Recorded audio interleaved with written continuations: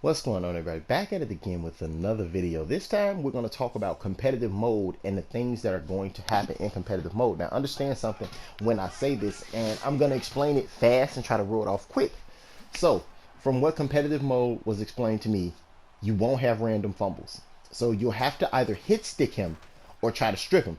You can't just hope to just always, take a safe hit and make him fumble.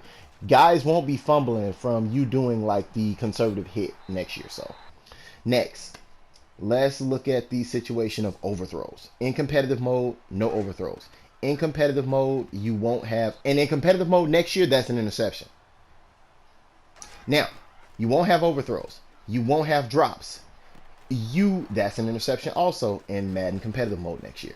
So guys won't be able to pray to God about certain things. But what I want you to understand is that when you miss out on certain things, you're asking for trouble, and that trouble will basically come in the form of quarterbacks not overthrowing the ball. Means a player can come in there with a goal quarterback or a random quarterback who basically just, has good arm strength.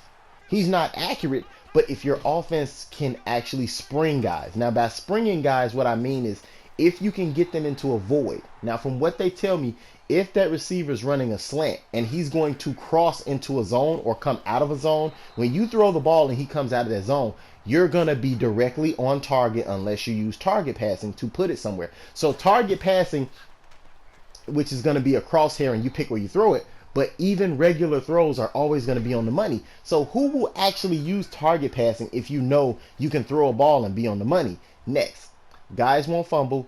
Quarterbacks, any quarterback will be able, and this wasn't said, but they said quarterbacks will be able to hit wide open receivers in the open field. So imagine if you have Alex Smith and you just happen to get let's say Julio Jones streaking down the sideline uncovered, but you have Alex Smith who has no arm strength whatsoever. The game is going to compensate for that and allow Alex Smith to make that throw. Do you guys like that or do you not like that? And then there are certain times where, yes, you'll still fumble in the backfield, but you'll only fumble if you're throwing the ball.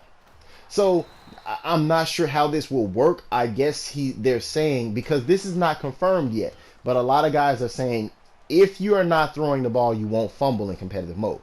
You have to either be stripped or you have to be in the motion of throwing the ball and you won't fumble it. So if you just get hit, you won't fumble the ball. So what I'm saying is, if the fumbles are going to be down, what happens when a person starts running around with their quarterback all game long like a madman? Will he fumble if I hit him with my strong linebacker? Or will he not fumble? Or is it like a situation where if he covers up the ball, he can't fumble?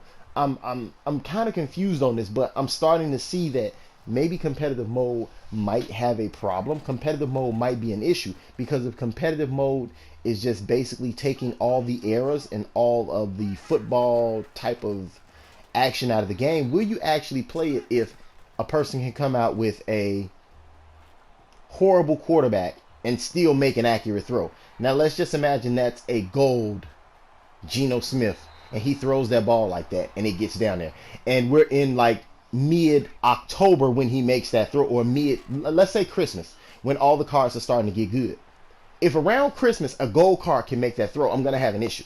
If around Christmas a guy can come out with a fast running back who only fumbles if he's doing a special move, I'm going to be pissed.